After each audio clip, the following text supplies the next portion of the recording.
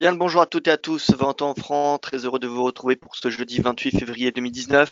Alors, début de baisse sur les indices, on l'a vu hier, les indices ont rebondi en fin de séance, mais ont quand même clôturé dans le rouge. Ce matin, si on regarde les contrats futurs, eh bien, sont plutôt en baisse.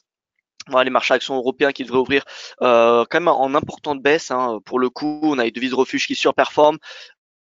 Plusieurs facteurs viennent impacter la psychologie des investisseurs ce matin. Alors, on a tout d'abord entre guillemets un échec du sommet entre Trump et Kim Jong-un, voilà, qui a été écourté. Donald Trump qui était en train de s'exprimer en direct, voilà, depuis maintenant un peu plus de 30 minutes, hein.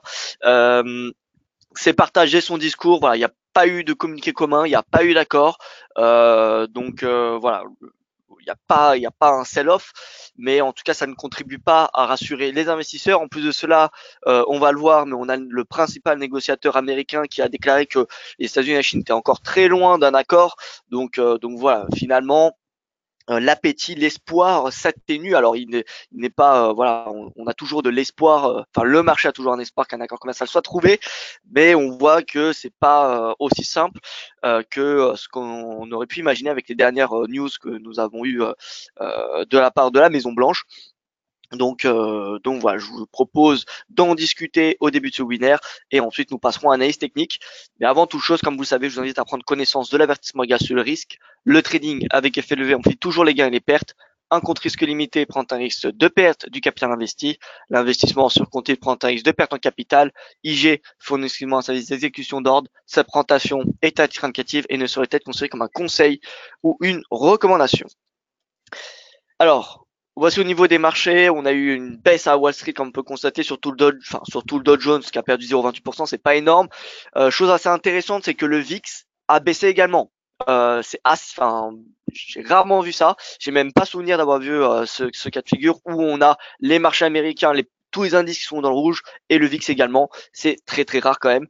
L'inverse peut arriver, c'est-à-dire qu'on a voilà une hausse du VIX et une hausse des marchés. Ça arrivait il y a même très peu de séances, vous voyez. Ça arrive, on va dire de temps en temps. Mais là pour le coup, une baisse des indices et une baisse du VIX, je dois l'avouer que je n'ai pas souvenir d'avoir vu ce comportement. Alors ça ne veut pas dire que voilà il y a pas de signal mais en tout cas c'est assez surprenant de voir cette réaction. Ça veut dire quoi? C'est-à-dire que le marché finalement, on a eu une baisse à Wall Street, mais le marché ne s'est pas couvert sur les options. Voilà. Au niveau du DXY, alors on a une hausse des devises refuges hier, dont notamment le dollar, malgré une hausse importante du Brexit sur fond d'espoir d'un report. D'ailleurs, on a Goldman Sachs qui a publié une probabilité. Voilà, maintenant, faut faire attention à tout ce qui vient de Goldman Sachs. Goldman Sachs qui indique une probabilité de 10% qu'il n'y aura pas de d'accord. D'accord, donc 10% seulement d'un no deal, c'est très très peu. Donc voilà. Toujours ce matin, donc on a le yen et le gold qui surperforment, le rendement du 10 ans qui est en hausse, le Nikkei et le MSCI Asie ex Japon qui sont en baisse. Donc ça, on a clairement de la version risque, mis à part voilà le 10 ans US qui monte. Ça, c'est un témoin d'appétit, mais on voit clairement que yen gold en hausse, Nikkei et marché asiatique en baisse. Donc ça, c'est en plus en baisse pour le MSCI Asie ex Japon, moins 0,78%, c'est pas important, mais c'est quand même beaucoup. C'est quand même beaucoup. Donc voilà, on n'a pas de sell-off sur les marchés, mais on voit que les indices commencent à être en baisse. Au niveau de l'actualité, donc, on a le principal négociateur américain, comme je vous l'ai dit, qui a annoncé mercredi que les États-Unis renonçaient pour le moment à l'augmentation des tarifs douaniers, donc comme ce qu'a annoncé Donald Trump dimanche. Mais il a également déclaré qu'il y a encore beaucoup à faire avant qu'un accord puisse être noué. Second point à retenir, c'est le Jérôme Powell qui s'est exprimé pour la seconde fois devant le Congrès et il a indiqué que la Réserve fédérale annoncerait bientôt les détails de son plan de réduction de son bilan d'actifs. Donc chose assez attendue par les investisseurs. Au niveau du conflit, enfin les tensions entre l'Inde et le Pakistan, il n'y a pas eu de débordement sur les marchés, ça a un impact que régional pour le moment. D'un point de vue macro, alors on a eu, pardon, excusez-moi, la publication du plus fort déclin de la production industrielle en janvier depuis un an au Japon. Et en Chine, on a eu un troisième mois consécutif de contraction de l'activité manufacturière chinoise en février. Donc plutôt des chiffres décevants, que ce soit en Chine et au Japon, ce qui voilà affecte encore plus le moral des investisseurs. Comme je vous l'ai dit, le sommet Trump et Kim à Hanoï s'est terminé brusquement sans déclaration commune ce matin. Et en attendant la conférence de presse, bon, je l'ai publié avant la conférence de presse, comme vous avez pu l'imaginer, eh bien la Maison Blanche a précisé qu'aucun accord n'a été trouvé. Ce matin, comme je le dis, on a les devises refuges qui surperforment, franc en tête, ce qui est assez rare. De voir le franc en tête, alors qu'on a eu un PIB décevant en Suisse, on va le voir. Et ce qu'on attend aujourd'hui, c'est quoi? C'est l'indice des prix à la consommation dans les pays de la zone euro et la première estimation du PIB américain. Donc, puisque sa première estimation, ça sera la plus importante. D'accord. Donc voilà au niveau du calendrier économique. Des chiffres PIB 8h45, donc ça a déjà été ressorti, donc faut que j'actualise, on va le regarder. On a eu le PIB suisse à 7h45 et vous pouvez constater qu'il était plutôt mauvais, hein, puisque sur un rythme trimestriel au quatrième trimestre, il est sorti à 0,2, alors que le marché s'attendait à une hausse de 0,4. Donc on n'a pas de récession, pareil, on évite la récession, mais voilà, on voit que c'est pas terrible. Et finalement, sur un rythme annuel, ça sort à 1,4 contre 2,4 lors du précédent trimestre sur un rythme annuel. Voilà, donc mis à part les chiffres de l'inflation en zone euro, nous aurons le PIB annualisé des États-Unis à 14h30 attendu à 2,2%. Alors bonjour Brigitte, j'espère que vous allez bien. Bonjour tout le monde. Si vous pouvez me confirmer l'image de son fonctionne bien, ça serait parfait. Voilà. Alors là on voit clairement que les devises refuges surperforment, surtout le franc et le yen. Alors j'ai pas vraiment de raison à vous dire pourquoi le franc surperforme ce matin, alors que qu'on a des chiffres décevants en Suisse. Je vois pas la raison. Donc si vous le savez, eh bien écoutez, moi je suis ouvert, hein. Mais honnêtement, j'ai beau y chercher sur le terminal Reuters, j'ai pas trouvé de raison concrète qui vient justifier la surperformance du franc. En tout cas, on voit que yen franc surperforme. Alors le GBP il sous-performe, c'est normal parce qu'on a une deux hausses extrêmement importantes mardi et mercredi du JBP, donc c'est tout à fait normal qu'on a quelques prises de bénéfices. Le GBP USD qui est revenu à un plus haut de 9 mois, hein, et l'euro BP à un plus bas de 21 mois. Donc voilà, c'est tout à fait normal. Regardez le DAX, gap baissier. Alors attention avec les gaps baissiers peuvent être comblés. On l'a vu hier dans le webinaire éducatif. Alors là, quelle est la taille du gap? Moins 0,50%, moins 0,50%, ça peut être recomblé de moitié. Donc ça veut dire on peut avoir un retour à 11 450. 11 450, ça sera un niveau de prix intéressant à la vente. D'ailleurs, on peut constater une épaule tête épaule, regardez. On va même se mettre en 30 minutes. Je ne sais pas si vous la voyez, l'épaule tête épaule à court terme. Épaule, tête, épaule. Donc là, c'est parfait, hein. Là, on a une épaule tête épaule, l'objectif baissier. Donc là, on va avoir un beau scénario aujourd'hui pour le DAX. L'objectif baissier. Voilà, donc retour à ligne de coup. Vente, direction 11 000. Alors, attendez, je ne vois pas. 11 340. Voilà, ce sera l'objectif du jour. 11 340 points. L'idéal, ce sera un retour à la ligne de coup à 11 440. Donc en fait, une baisse de 100 points depuis la ligne de coup, tout simplement. Voilà l'objectif, le premier objectif, parce que ça peut être le début de la tendance baissière que je m'attends et que avec Vincent nous attendons. Vous savez l'analyste Vincent Gagne, excusez-moi. Donc voilà, retour à 11 340 points à court terme. Voilà, ça va être l'objectif sur le DAX. CAC 40, on le voit, il plafonne, hein. Il plafonne sous les 5230. Hein. On a des tests en journalier, vous voyez, test, on a des mèches, hein. On a des mèches, mais on n'a pas de conclusion. Donc ça montre bien que, eh bien, le marché n'est pas prêt encore, hein. Le marché n'est clairement pas prêt. En 4 heures, on est toujours dans un canal, donc on n'a pas de signaux baissiers pour le moment, hein. Regardez, 1, 2, 3 points de contact, donc c'est largement suffisant pour confirmer. Par contre, on a une divergence baissière en 4 heures, donc ça c'est clairement alertant parce que voilà, on peut s'attendre clairement à un début de correction. Alors, pas forcément un retour à 5000. Encore une fois, pour anticiper un retour à 5000, faut clairement qu'on sort par le bas du canal. Si on sort par le bas, on pourra s'attendre à une correction importante. Moi, je me dis qu'une correction d'au moins 38% est possible. C'est pour ça que si on sort par le bas du canal, c'est objectif 5000 points, puis même potentiellement beaucoup plus bas. Hein, d'accord? 5000 serait le premier objectif. Mais donc là, à court terme, vu qu'on a une divergence et qu'on a une épaule tête épaule sur le DAX qui est validé, je me dis que le CAC a toutes ses chances d'aller chercher le bas de son canal. Donc ça va dépendre du momentum, mais vous voyez aux alentours des 5150 points. Donc 5150 points me semble être un objectif assez intéressant en intraday. L'Eurostoxx confirme l'analyse, puisque regardez l'Eurostoxx qui testait sa moyenne mobile à 200 séances, n'a toujours pas réussi à la dépasser. Et en 4 heures, on retrouve la même analyse que le CAC 40. L'Eurostoxx ressemble énormément au CAC, hein. Et donc, on voit une belle divergence baissière. Par contre, on peut pas tracer de canal parce que vous voyez, si on trace un canal ici, on y est sorti. Donc, voilà, d'un point de vue technique, bon, le canal, pas possible à tracer. Par contre, on voit qu'on est dans un biseau. 1, 2, 3. On a 1, 2. Alors, attendez. Parce que là, du coup, j'ai pas bien fait. Parce que vous savez qu'un sommet ou un creux doit être séparé par, il y a l'autre sommet ou l'autre creux. C'est sommet, creux, sommet. Ou creux, sommet, creux, sommet. Donc là, creux, creux. Donc je peux pas rejoindre deux sommets ici comme ça, vous voyez. Je peux pas parce que je peux pas faire creux, sommet, sommet, creux. D'accord, c'est creux, sommet, creux, sommet. Donc là pour le coup non, il n'y a pas de biseau vous voyez, identifiable pour le moment. Donc on a une oblique, cette oblique sera le signal d'alerte. Si on passe en dessous, bon bah on ira faire la même chose que le CAC 40, c'est-à-dire qu'on ira chercher un retracement de au moins 38% de cette tendance, au moins.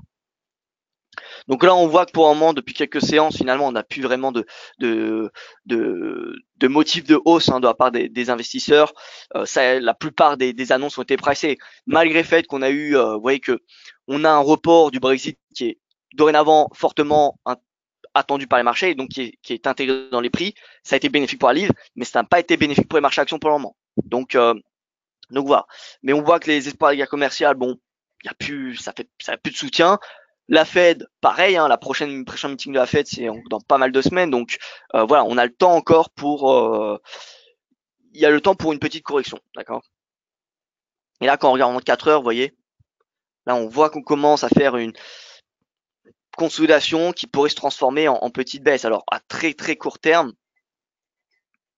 moi, ce que je constate, c'est un range, d'accord. Ce que je constate, c'est un range. Alors, on n'a pas les 4 points de contact, donc c'est pas suffisant pour dire que voilà, on est dans un range. Mais là, clairement, ça sera le message d'alerte. C'est-à-dire qu'en intraday, c'est possible de trader ces ranges. Par contre, si on passe en dessous, on ira chercher l'oblique. Si on passe au-dessus, c'est direction des nouveaux sommets. D'accord? Voilà tout. Voilà tout. Au niveau du S&P 500, on reste dans le canal.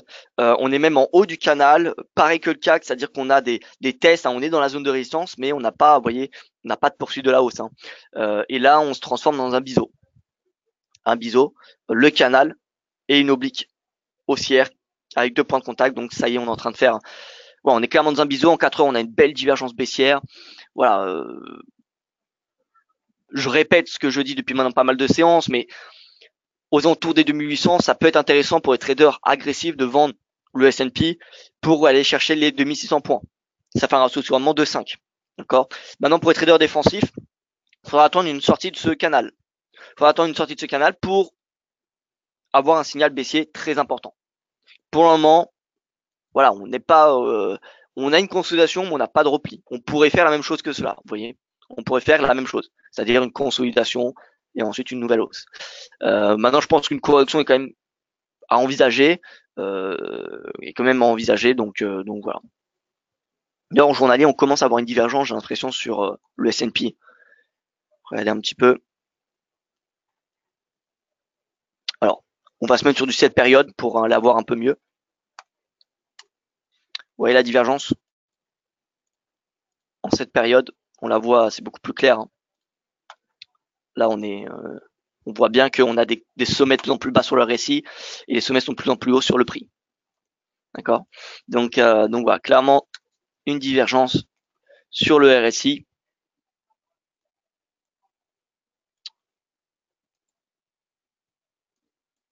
Une divergence et voilà, il manque, on sent qu'il manque peu pour qu'on ait un sell-off. Pour le moment, le marché il tient, les investisseurs payent les petits replis en intraday. On n'a pas de panique, mais on voit qu'on n'a plus de moteur non plus. On n'a plus de moteur. Donc voilà, c'est clairement là, on est encore dans une période assez délicate à trader où c'est risqué, mais c'est le risque qui génère du rendement. Donc voilà, c'est qui tout double. Le Nasdaq, c'est pareil, on le voit, le RSI qui commence à s'aplatir, on a même Je pense, non, on n'a pas de divergence. Mais voilà, on voit que ça s'aplatit, on a les corps sont faibles, voire inexistants. On a des mèches importantes, ça c'est clairement signe d'indécision. Et Romain, j'espère qu'on n'a pas parlé du DAX ni du Nasdaq. Alors on vient de parler alors Nasdaq, bon, je viens de terminer. Nasdaq est pas très intéressant pour le moment, c'est pour ça que je n'y passe pas beaucoup de temps ces dernières semaines. Hein. Donc le DAX, je le répète, DAX en intraday, on a une épaule tête épaule, donc c'est objectif baissier. Hein. Alors c'est en 1 heure. Non, pardon, 30 minutes. 30 minutes, épaule, tête, épaule. Voilà, ça c'est net. Hop. Épaule, tête, épaule. Si on a un retour à la ligne de coup, et même, voilà, c'est l'idéal retour à la ligne de coup, mais du coup, l'objectif, c'est un retour à 11 350 points. 11 350 qui est le report voilà, de cette épaule, tête, épaule. Ouais, si on devait reporter, c'est 11 330, 11 350. Voilà, c'est ce niveau de prix. Hein. Ouais, finalement, on ira chercher ces niveaux-là du 6 février. Donc, vers 11 350, c'est l'objectif baissier du DAX en intraday. En intraday, en swing, voilà, c'est une perte quand même de 100 points, donc c'est important. Il faudra un catalyseur. Au niveau du FX, DXY, le DXY, alors, qu'est-ce qu'a fait le DXY? Alors, il consolide, hein. Consolide depuis hier au niveau de l'objectif de l'épaule tête épaule. Vous savez qu'on a pu remarquer en début de semaine. Donc voilà, consolidation autour des 95,50. Moi, je pense qu'il y a encore une possibilité de baisse jusqu'à l'oblique support de mai et septembre 2018, c'est-à-dire vers 95, 30 à peu près, ce qui laisse une petite marge de progression pour l'euro-dollar qui pourrait revenir tester 1,14. Là, on voit que les 1,14, on a les vendeurs. Donc voilà, ça va être compliqué de dépasser les 1,14, mais je pense qu'on peut y revenir dans la journée.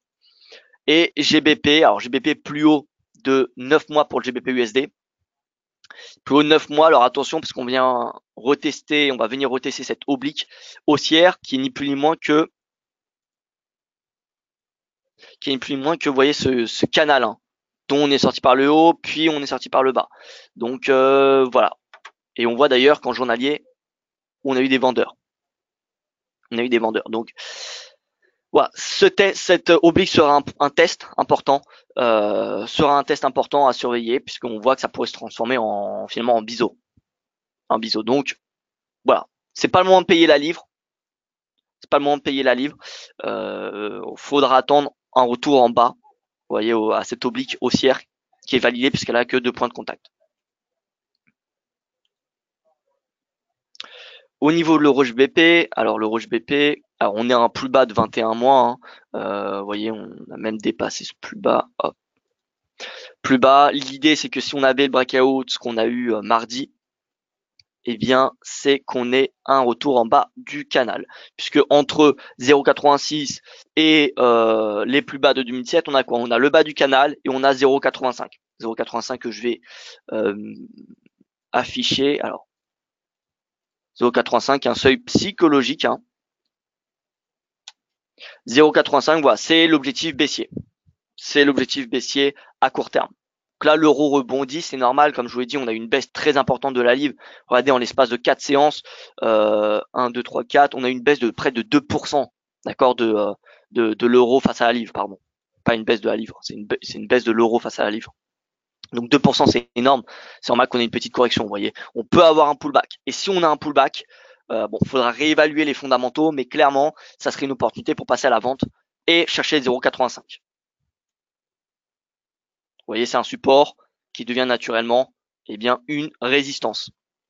Un support cassé devient une résistance et une résistance cassée devient un support.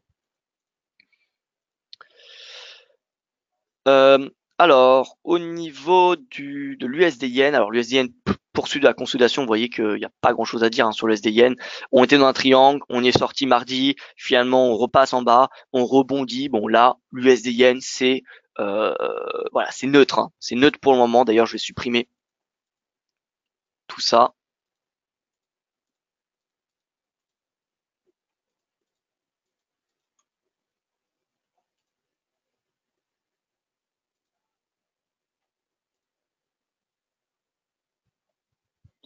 Voilà, donc l'USD yen dans un range. Si on y sort par le haut, eh bien vous savez un range, ça va donner, faut reporter la hauteur du range. Donc en fait, voilà, ce que je vais faire, c'est que Si on y sort par le haut, on ira chercher 112 et quelques. Si on y sort par le bas, et si on sort par le bas du coup de ce canal, bon, le premier objectif, ça sera la hauteur de ce range, mais ce sera même beaucoup plus bas. D'accord? Donc voilà un petit peu, ça c'est le perspective haussière. Si on a une sortie par le haut, ça c'est perspective baissière. Si on a une sortie par le bas. En attendant, c'est range trading. Voilà, maintenant, il faut garder en perspective qu'en daily, en 4 heures, pardon, 4 heures, voilà, on est dans un canal qui se transforme en biseau ascendant, ce qui est bearish. Et alors, ce qui est bearish, il y a plus de chances qu'on y sorte par le bas. Alors, on peut aller voir, vous savez, l'étude de Bulkowski. Bulkowski, voilà, hop. Oh, je demande 2 petites secondes pour que je bois.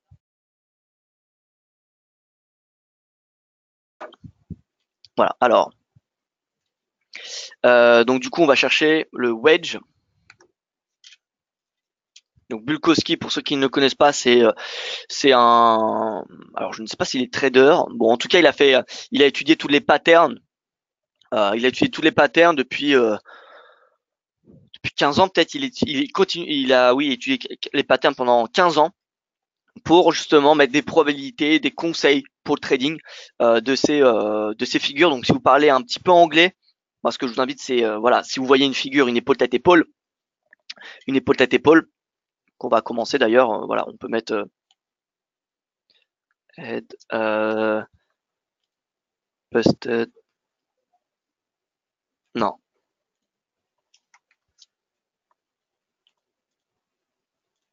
Donc c'est pas complexe. Alors une complexe, vous savez, c'est quand il y a deux épaules alignées. Hein. D'accord, c'est par exemple épaule épaule tête épaule. Donc là nous on va chercher épaule tête épaule. Voilà, tops. Vous voyez, donc ça c'est l'épaule tête épaule classique. C'est la meilleure, hein. C'est la meilleure pattern parmi tous les patterns chartistes, c'est la plus fiable. D'accord. Break-even failure 19%. Break-even failure rate, qu'est-ce que ça veut dire? Ça veut dire qu'en fait, vous savez, dès qu'on a le breakout, c'est la réintégration de l'épaule tête épaule. D'accord, c'est on repasse au-dessus de la ligne de coup. Il y a seulement à peine 20% du temps où on repasse au-dessus. Average decline 16%. Alors il me semble que ton étude c'est que sur le S&P, hein. D'accord, c'est pas sur le FX. Mais bon, ça reste quand même voilà. Pullback rate, c'est très intéressant parce que la probabilité d'un pullback c'est 68%. Donc on a quand même une probabilité non négligeable de pullback et pourcentage que le prix atteigne l'objectif théorique, 51%. Donc on a une chance sur deux que ça atteigne l'objectif. C'est-à-dire que finalement il y a une chance sur deux que ça atteigne l'objectif ou moins. The above numbers are based on more than 3,800 perfect trades. Donc vous voyez sur plus de 2800 trades et là il vous donne donc alors ça voilà confirmation when price close below, voilà, ok, et là il vous donne, alors c'est où les conseils, alors je me souviens plus, bon, vous voyez pullback. Donc là, ils vous montrent tout, hein. C'est vraiment extrêmement intéressant.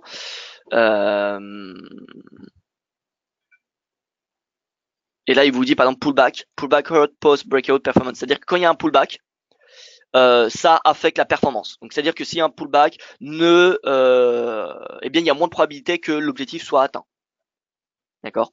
Que l'objectif théorique soit atteint. Alors, ce qu'on regarde, c'est le wedge.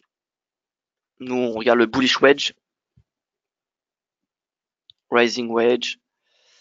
Alors, pardon, c'est un bearish. Donc, quand c'est haussier, le wedge, quand le biseau est ascendant, c'est bearish. Donc, vous voyez, c'est sur 1, il est 18 sur 23. Donc, vous voyez, c'est pas la meilleure, c'est loin d'être la meilleure pattern. Donc, nous, c'est pour les up. Ah non, up breakout, down breakout. Donc, une sortie par le bas. Ouais, en fait, c'est même pas une bonne pattern puisque c'est 20 sur 21 quand on y sort par le bas. Si on y sort par le bas. Si on y sort par le bas. Donc il y a une probabilité de pullback quand même assez élevée, 63%. Pourcentage que ça atteigne l'objectif, 46%. Voilà.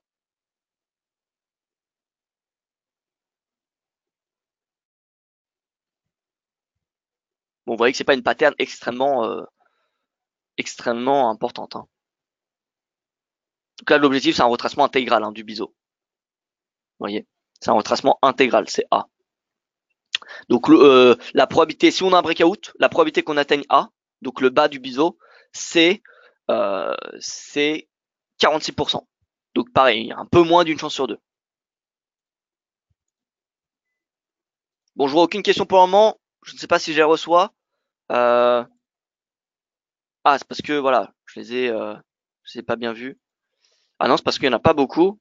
Il n'y en a vraiment pas beaucoup. Bon bah écoutez, j'espère que ce webinaire vous plaît. Je vois que vous êtes encore endormis. Bon, c'est pas grave. Nous sommes jeudi, je comprends. Euh, bon, alors du coup pour le wedge, on voit qu'on a, c'est pas la meilleure des patterns en termes de probabilité, mais voilà. En tout cas, si on a une sortie par le bas, l'objectif théorique, ça serait qu'on retrace intégralement ce biseau. Le biseau, on l'a commencé ici, d'accord? Non, ici, pardon. Donc voilà, on irait chez 106 40 74 dans l'idée. Qu'est-ce qu'il y a d'intéressant? Il y a les cours de pétrole qui sont assez intéressants aussi, puisque les cours de pétrole, regardez, en 4 heures, on a eu le rebond, et là, on a une nouvelle baisse. Alors, là, on n'a pas de pattern, on n'a pas d'épaule tête épaule qui est en formation.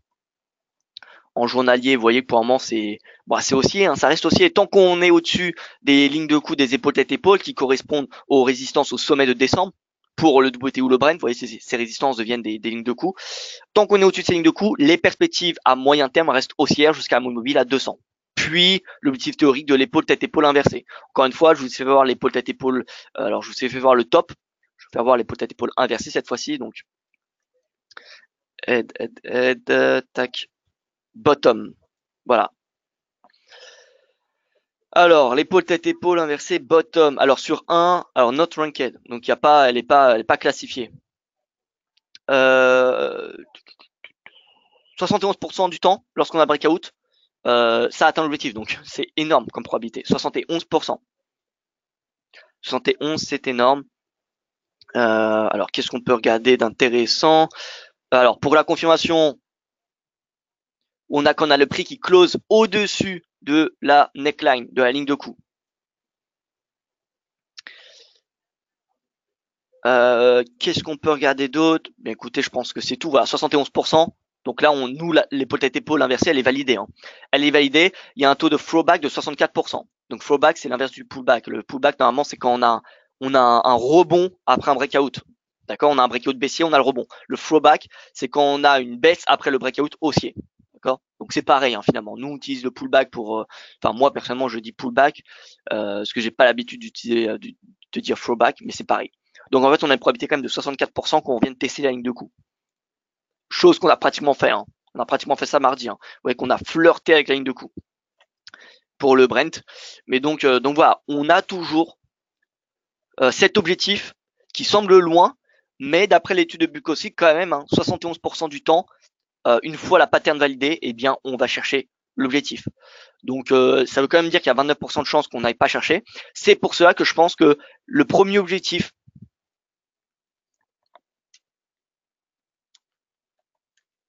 voilà, premier objectif, MM 200 jours. Deuxième objectif, eh bien l'objectif. Objectif ETE à 77 $.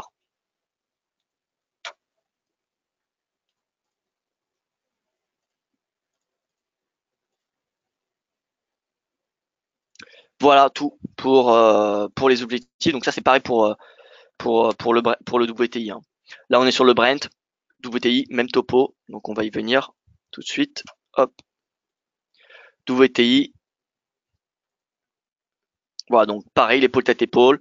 On a presque fait le pullback. Voilà, il est à débattre ce pullback. Est-ce qu'on l'a fini, enfin le throwback, pardon. Est-ce qu'on a fini le throwback? Bon, à chacun de juger. Mais bon, de toute façon, tant qu'on est au-dessus de cette ligne de coup. Alors, je vais voir d'ailleurs ce que Bukowski dit pour invalidation. Je ne sais pas si price reversal.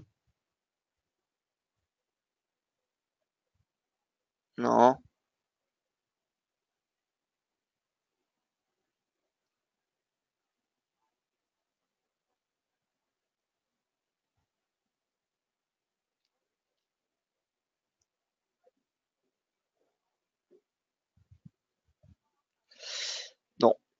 Alors, il dit pas quand est-ce que la pattern est invalidée.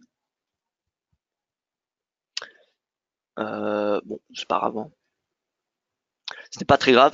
De toute façon, généralement, ce qui est lu dans les livres d'analyse technique, c'est que dès qu'on a l'épaule on repasse sous l'épaule, c'est invalidé. D'accord, c'est invalidé. Il y en a qui vont valider quand on passe en dessous de la ligne de coup. La ligne de coup, ça peut être utilisé comme un stop. Vous voyez, dès qu'on a le breakout, on met sous la ligne de coup. Pour ceux qui veulent, voilà, qui sont plus long terme, ils peuvent mettre un stop plutôt en dessous de l'épaule. Parce que dans tous les cas, vous voyez, par exemple, là, on a le breakout, stop de 473 pour aller chercher plus de 1000. Donc, dans tous les cas, on a un ratio de rendement de 2. Maintenant, voilà, si on met sous la ligne de coup, forcément, on a un meilleur ratio de rendement parce qu'on peut risquer que 200 points, allez, même 300 pour en chercher 1000, ça fait plus de 3. Vous voyez, donc voilà. En tout cas, les épaules tête-épaule inversées restent intactes, l'objectif reste haussier. Premier objectif, moyenne mobile à 200, puis 66 $ pour le WTI. Sur pétrole, maintenant, il faut faire attention aux tweets. Voilà, c'est ça, il faut faire attention aux tweets. Bon, maintenant, de toute façon, même s'il y a un tweet, ça va extrêmement vite. Hein. On peut perdre 3%, on peut perdre, voilà, on peut perdre 1, 2, 3% des cours en l'espace de quelques heures après un tweet. Donc, à part en restant fixé 24 heures sur 24 sur Twitter, bon, si vous voulez, tant mieux. Mais voilà, c'est vrai que un simple tweet de Trump peut changer la donne. C'est ce qu'on a déjà d'ailleurs vu lundi. Lundi, les cours de pétrole ont baissé à cause d'un tweet de Trump. Ah, voilà, je vois beaucoup de questions, ça y est. On écoute attentivement, me dit Crédit. Bon, bah, parfait alors. François qui me dit gold, gold, gold, gold, gold. Alors, je vais venir sur le gold. Métal jaune, alors métal jaune sur support. Alors, François qui nous dit tous les mots-clés. XAUUSD, or, métal jaune, gold. D'ailleurs, je vais essayer de rendre ce chat interactif parce que là, pour le moment, c'est que moi qui vois les questions. Je ne sais pas comment rendre ce chat interactif pour que ça soit affiché, pour que tout le monde puisse voir les commentaires. Mais voilà, j'aimerais bien en tout cas le rendre interactif. Pour le S&P 500, que dit le VIX pour aujourd'hui? Alors le VIX, pour moi, il nous dit rien. Le VIX est extrêmement bas. Le VIX est extrêmement bas. Je vais y revenir juste après, Pascal. Je vais regarder l'or dans un premier temps, et ensuite je reviendrai sur les marchés à action. Alors Philippe nous dit bonjour, pour l'étude sur Bukowski, principaux patterns, etc. A-t-on les principales figures sur les bougies qui ont le plus de probabilité de se réaliser, par exemple Free Black Rose? Alors je ne sais pas s'il fait les bougies. Alors regardons, hein. Psychology, donc vous voyez que ça c'est. Vous voyez, maintenant on a Elliott Candlesticks. Voilà, vous voyez, il suffisait de regarder. Voilà, maintenant bon, Black. Voilà, vous avez tout. Vous avez tout sur ce site. Et il suffit pas d'être bilingue, hein. Ça va extrêmement. Ou alors de toute façon vous mettez Google Translate, vous voyez, vous traduisez la page. Hein. C'est pas très compliqué. Hein. Alors je sais pas pourquoi je peux pas faire un clic droit. Bon, si ça marche de clic droit chez vous, tant mieux. Je vous envoie le lien. Vous voyez que vous avez beaucoup hein, de résultats là-dessus. Il mériterait d'être traduit en français ce site parce que c'est une source d'information extrêmement intéressante. Hein. Je pense même peut-être, alors Visual Index, j'ai même pas cherché hein, tout le site, hein, j'ai même pas fouillé. Faudrait fouiller, voilà, un petit peu tout ce site, hein, parce que je pense qu'il y a des choses que beaucoup de personnes ne savent pas, ni moi de toute façon. Hein, personne de toute façon ne connaît tout sur les marchés. Studies, vous voyez, the best performing chart pattern over 1, 2, 3 months. Voilà, il y a, vous voyez, il y a des choses quand même extrêmement intéressantes que vous retrouverez, je pense, nulle part ailleurs. Ou alors chez les grands hedge funds, mais bon, faut travailler chez un grand hedge fund parce que pour avoir des informations depuis les grands hedge funds, ce n'est pas facile à part si vous avez des contacts. Voilà, what are the best moments to buy and sell stocks? Instead of relying on the adage selling may and go away, I decided to find out using a chart trade. Bon, moi j'ai déjà fait personnellement, j'ai déjà fait hein, cette étude, je l'ai fait moi-même, hein. Et donc voilà. Bon, après faut voir ce qu'il nous dit, hein. Faut voir ce qu'il nous dit. So average trend during August December met over 3 times. Bon voilà, après faut prendre le temps de lire, hein. Faut prendre le temps de lire.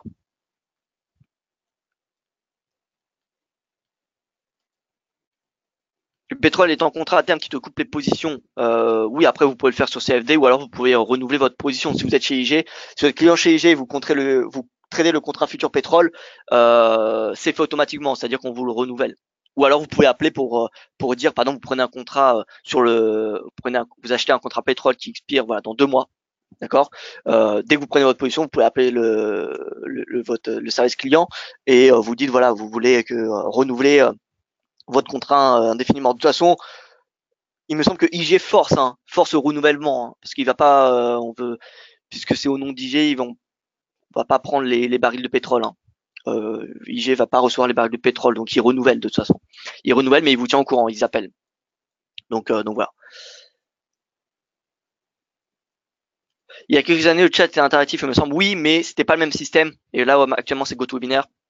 Donc voilà. Bon, excusez-moi, je prends beaucoup de temps. L'or. Alors l'or, toujours dans son canal. Vous voyez qu'on est revenu en bas, hein, comme on avait prévu, comme on en avait parlé. On était dans un triangle qui s'est transformé en range. D'accord, on y est légèrement sorti, mais 1320, vous voyez que ça a été atteint. Et là, on est toujours dans le canal. Donc moi, je dirais qu'on a, voilà, on a une configuration assez intéressante. Bon, en 4 heures, on n'a pas de divergence, ce qui est normal. Mais si on commence à regarder sur du horaire, bah là, sur du horaire, voilà, le RSI commence à décoller là. Il commence à décoller après une divergence. Donc là, on a de quoi.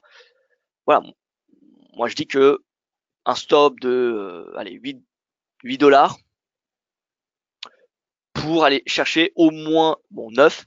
Ça fait un souscription de 1, c'est pas terrible, mais ce serait promotif avant les sommets qui sont à 21. Donc là, on commence à avoir un souscription près de 3 et potentiellement le haut du canal, vous voyez, le haut du canal haussier. Donc là, on a une configuration assez intéressante.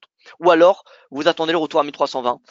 Vous attendez le retour à 1320 pour diminuer la distance de votre stop et avoir un ratio de rendement meilleur. Donc, pareil, or, techniquement, c'est bullish. Et là, on revient sur un niveau de support important. Donc, ça peut être intéressant de passer à l'achat maintenant.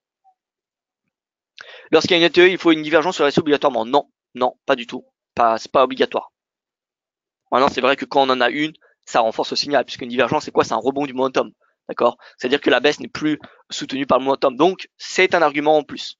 Maintenant, je ne pense pas que Bukowski a fait l'étude en fonction de la divergence. Et donc, je réponds à la question qui m'a été posée sur le S&P. Alors, pour le S&P, que dit le VIX aujourd'hui? Alors, pas grand-chose, comme je vous l'ai dit. On va regarder l'état du VIX actuellement. Le VIX, il est bas, hein, 15,2. 15,2, vous voyez. Pas grand-chose. RSI, il n'y a pas de div.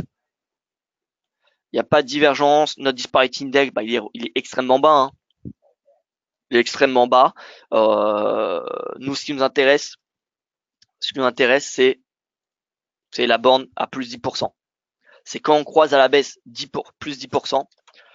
Quand cet écart relatif croise à la baisse 10%, comme quand on a ce mouvement-là, voilà. Dès qu'on a ce mouvement-là du disparity index, d'accord? Oups.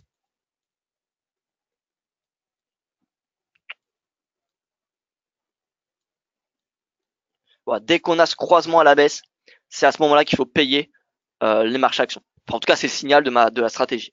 D'accord? Donc, alors là, je suis sur du weekly, donc ça va pas être génial. Je vais mettre sur du daily. Voilà, c'est un peu mieux. Et faut savoir que un rebond de ce disparity n'est pas un signal baissier pour les marchés actions, hein. D'accord? C'est pas un signal baissier. C'est vraiment le fait, quand on a ce croisement à la baisse, qu'il faut s'intéresser aux positions acheteuses. C'est du binaire, cette stratégie. Donc là, le VIX nous dit absolument rien. Il est bas, il n'y a pas de rebond, il n'y a pas d'emballement du VIX. Bon, voilà.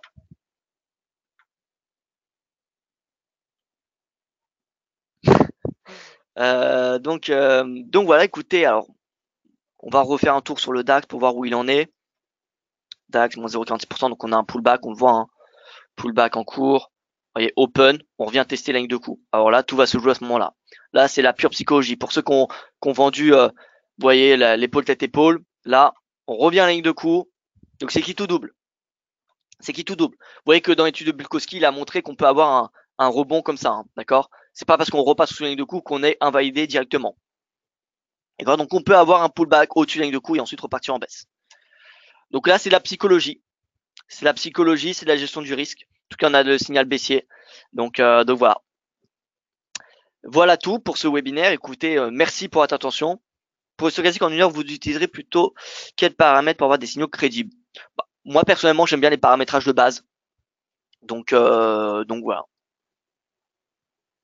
paramétrage par défaut.